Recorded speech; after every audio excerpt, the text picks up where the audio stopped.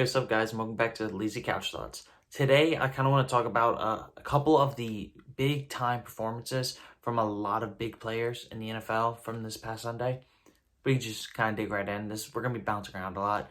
This is kind of more of a, in case you missed Sunday, talk about some of the biggest storylines, biggest performances. So let's just get right in. First, I'm going to start with Davante Adams, who I think is the best receiver in the NFL. He has been a top 3 to 5 receiver for a very long time now. And these past 2 years, he's really kind of pulled away, especially with Michael Thomas being hurt this year and not being able to play much. Davante Adams is really pulling away with it. On Sunday, he caught 10 passes for 121 yards and 2 touchdowns as the Packers beat up on the Eagles. And it's just kind of a ho-hum, another game for him. Every game, this is his 7th or 8th straight game with a touchdown that he scored. I feel like every game he's gone for double-digit catches, a ton of touchdowns, over 100 yards. It's crazy. I'm about to go check because there is so many stats in my head right now. I want to double check on everything. So let me go check what his average yards per game is, because I'm sure it's through the roof. From a couple weeks ago, I know it was the highest in the NFL. Let me go double check, see if it still is. Yeah, so Davante Adams leads the NFL with 102 yards per game this season. The person in second place is at 92. So yeah, Davante Adams ranks 3rd in the NFL in receiving yards this season, and he's only played 10 games. He has been just dominant. He's been dominant every single time he's touched the field, and it's just kind of, obviously it helps that he plays with Aaron Rodgers, but he is just so good at football. He is unstoppable. He's one of the best route runners that I've ever seen. He's one of the best route runners in the game right now. One of the top 2 or 3 route runners. And he has tremendous hands, big catch radius. He's quick. He's fast. He can do it all. Anything that any receiver in the NFL can do, he can do. He's not just a one-way guy. He is truly, truly remarkable. Next guy I want to get into, Darren Waller. Darren Waller had 13 catches, 2 touchdowns, 200 yards. That is silly.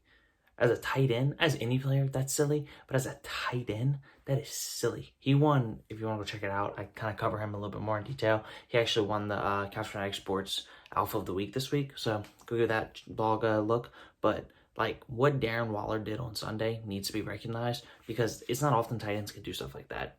And he has firmly planted himself into the Travis Kelce, George Kittle tier, because they were all by themselves.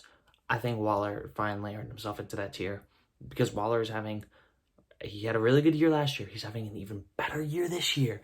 He's playing so well. He's playing such great football. He's doing everything. And I think Kelce and Kittle have company. I don't think he's as good as those two, but be on the lookout, because this is a young guy and he is hungry. Next guy I want to get into really quick, Baker Mayfield. A lot of people hate on Baker. I've always been a big Baker fan. Baker went out there today.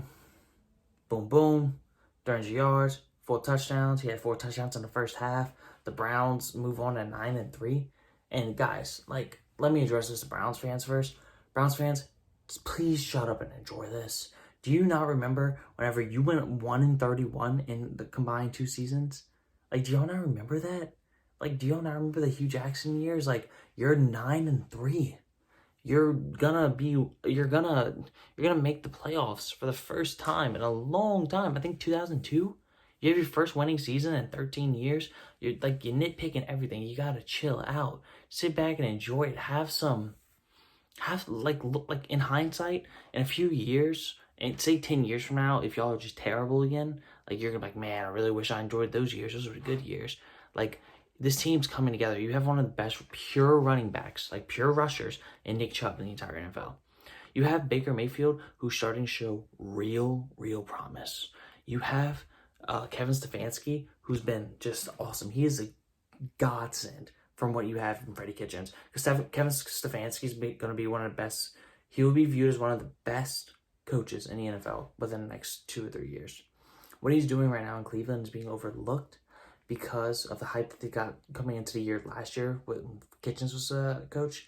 But what he's doing right now, and what he's turning Baker into, and what he's turning the Browns' identity into, it's legit. You need to look out. But Baker haters, you have to understand that Baker is going to be good.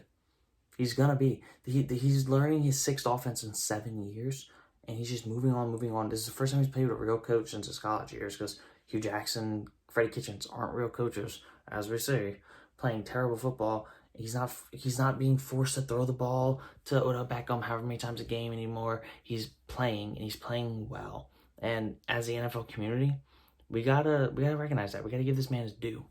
And now the next guy that we're gonna be talking about, who also just had a giant game, I need to go double check some of his stuff real quick because I don't want to mess up. I want to give this man his props.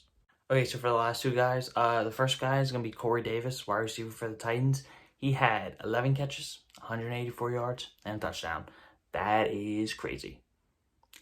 Corey Davis was a guy that was drafted in the top 5, I believe, top 6 in a draft, and then just kind of never did anything. He was always kind of hurt, never could really get going. The Titans offense back then with Mariota really wasn't anything. And then this year, he's like sneakily become a good receiver, a very good compliment to A.J. Brown. And Tannehill seems to love him. I'm pretty sure that Tannehill targets Corey Davis more than A.J. Brown. And like we see A.J. Brown as like top 10, top 12 type receiver in the league already as a second year. And Tannehill still says, Corey Davis is still my guy.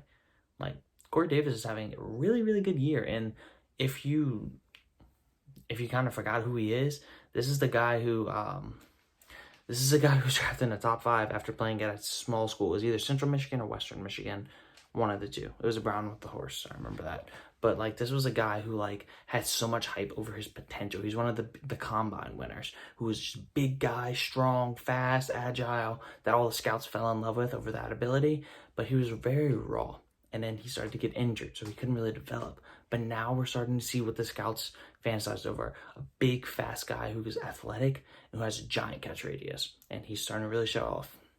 And now, lastly, the most important guy from Sunday.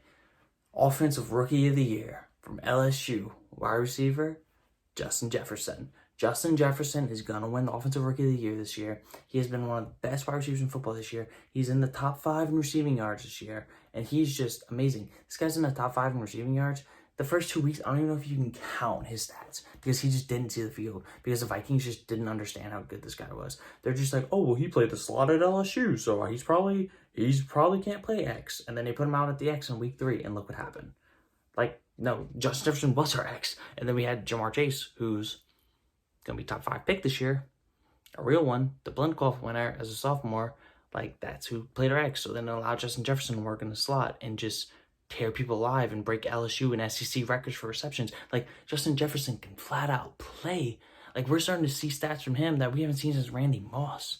Like, this guy can play. And he was a part of a stacked wide receiver class. And I think that's probably why he can get the love he deserved. Because he was also in a class with Jerry Jeudy, CeeDee Lamb, Henry Ruggs, Jalen Reagor. Like, they had a T. Higgins. Like, this was a very, very deep wide receiver class. Who else? Brandon Ayuk. Like, there was a lot of people in this class, and that's just kind of the top of it. Like, it was a deep receiving class. So he kind of got lost in the shuffle, He was a later first rounder. He was picked at number 23. So we're starting to see like what LSU people have been talking about for the last couple of years, saying like, no, Justin Jefferson, like you got to get Justin Jefferson. You got to get Justin Jefferson. This kid's awesome. He's a great kid. He was a hard worker. He can do anything on the football field. Like when I look at Justin Jefferson in a Vikings uniform, I think Stephon Diggs is still there. He looks like Stephon Diggs, and this is year 1, and he's playing better than Stephon Diggs ever did in Minnesota. Justin Jefferson is doing things that Stephon Diggs only could have wished to have done, and he's in his first year. So the Vikings literally traded away Stephon Diggs, got stuff for him, and then got a better version of him. That's a win. And to all of you to all of the NFL people that watch this, because I know you all do, all the views, that's all NFL GMs and scouts, draft LSU players. Because I have yet to see an LSU player drafted that doesn't pan out.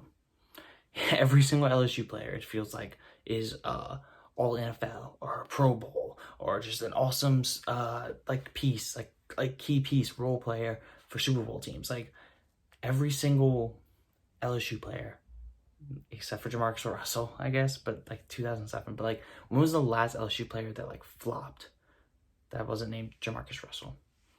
I don't know of any. They have the most players in the NFL right now. Like they. And then we have another crop coming out this year. We have 2 receivers this year. It's going to be in the first round. Like, really, if Miles Brennan doesn't get hurt, he might have been first, second round type of quarterback talent coming out because he was lighting the world on fire, averaging over 400-something yards a game. So, NFL scouts that watch this, because I know you all do, draft LSU players.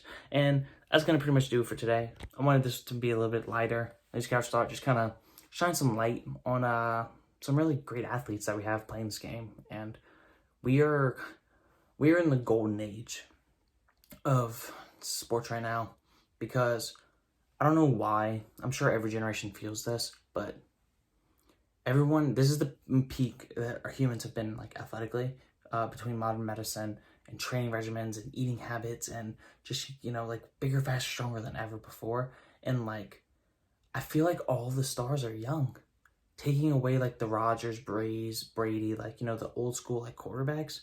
I feel like every star in this league right now is under the age of 25 and like really under the age of 27. And I feel like that's across all sports.